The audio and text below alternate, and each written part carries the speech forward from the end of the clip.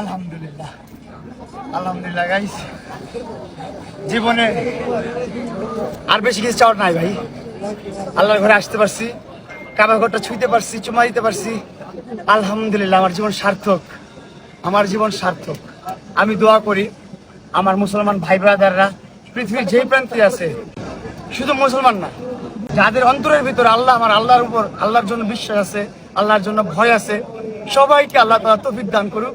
সবাই যেন উমরা করতে আসতে পারে, সবাই যেন হজটা করতে পারে, আর সবার কপালে যেন এটা ছুঁয়ে দেখার তৌফিক থাকে। সবার জন্য দোয়া রইল। আমি আসলে খুব এক্সাইটেড। আমি এত জাতা খাইছি ভাই, ছোট্ট একটা মানুষ ভাই, এতগুলো জাতা খাইছি। ও মাই গড, আলহামদুলিল্লাহ।